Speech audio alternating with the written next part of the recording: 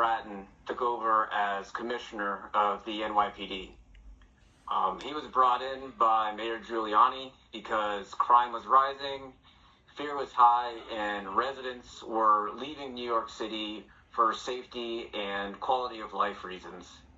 One of the things that Commissioner Bratton brought to the NYPD was something called the Comp Stat, and this was developed by Jack Maple, who was Bratton's deputy.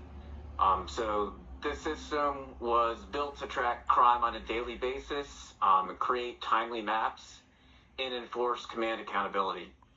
So what we're going to show here is a meeting where the district leaders talked about that command accountability. Commander of Manhattan, step right up. A repeat failure district. Mayor Giuliani expects more out of us if we're going to drive meaningful change for the city and reverse the metrics that we've been seeing in recent months. Yeah, I understand all the metrics, and I think that the stats are accurate. Crime is up. But I don't think that's necessarily the fault of my district alone. Neighboring precincts like Brooklyn and the Bronx, they keep pushing offenders. Excuses already? I wouldn't expect anything else from Manhattan. Look, we want results. Mayor Giuliani expects results. Maple didn't create this comp stat for us to fall back into our old ways. We need to use the data and come up with a plan, not excuses. Honestly, Commander, the arrests are down, response times are up, and frankly, the numbers are embarrassing. Again, I understand that, but I don't necessarily think that's the fault of just my officers. Due to the budget constraints we've experienced, we've been through a lot, we've been short-staffed, and my resources and officers are already stretched thin. Others do more with less. Maybe leadership in Manhattan is the issue. Manhattan, we gotta fix this. I don't understand what the issue is. We gave you the information. You need to figure out how to do this correctly and get your stats down, or I'm gonna find someone who can. Now, we'll go into a second scene that looks at this from a corporate point of view, where they show and reflect the true leadership strategies that will drive meaningful results and change what the metrics have been for prior months. So we'll show that new scene where they're doing it the right way here now.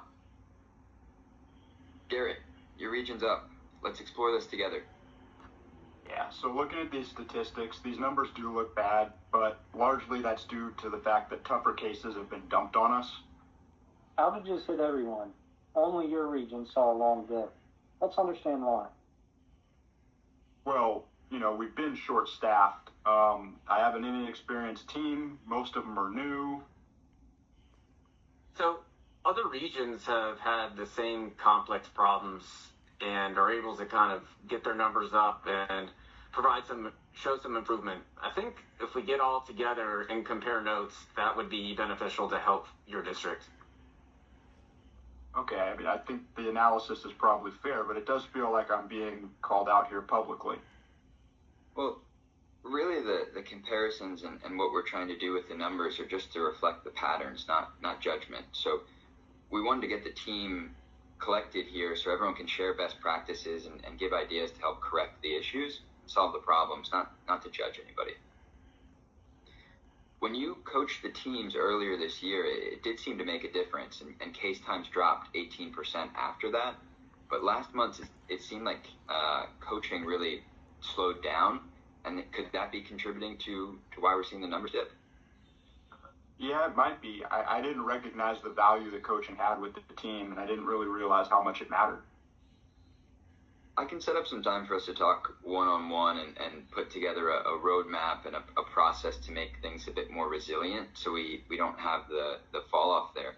But some of the things we've seen in other districts and best practices that have been shared there are spreading out the workload and sharing some of that leadership workload, having coaching rotations, so setting up official structured one-on-ones, and productive conflict norms, so really helping to get the team in the mindset that conflict is okay and how they should navigate it. Okay, yeah, I think looking at those as on a one-on-one would be beneficial. So yeah, let's let that out, please. Now we will go into the one-on-one portion of the video.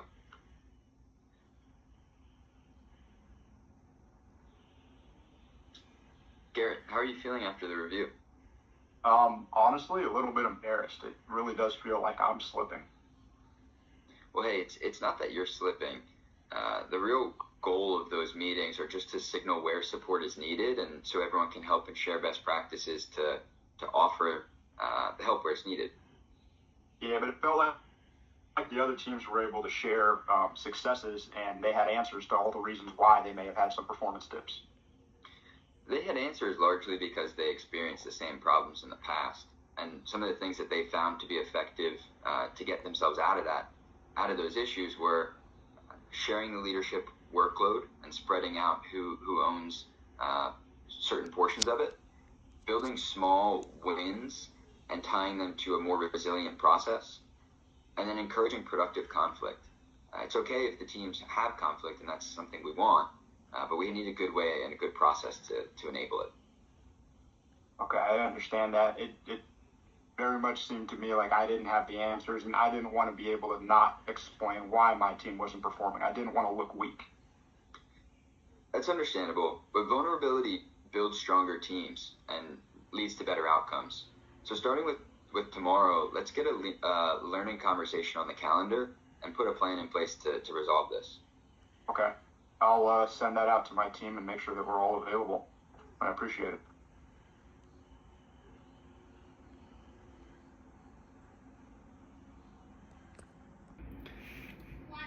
From our course with the leadership and leading teams, our example with the NYPD showed how applying a lot of the foundational leadership skills gained from the course helps change the way we view and evaluate success.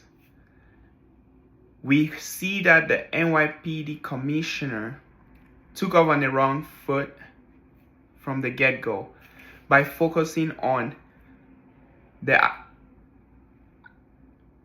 attitudes of the department and how the results matched to the worth of the officers and the department as a whole. Now, when you change and flip it over, looking at it from a corporate perspective,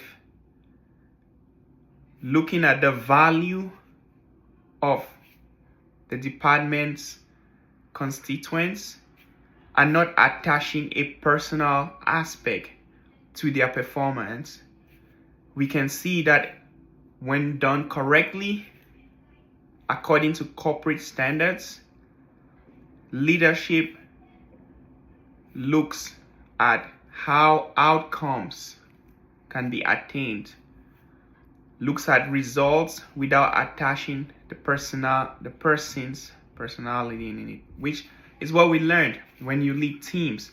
Vulnerability and trust changes the way you see your team members, and it allows you as a leader to show an example and to evaluate and to work with your teams in a more trust building way than when attaching personal attributes to their performance. And thanks. Have a nice day.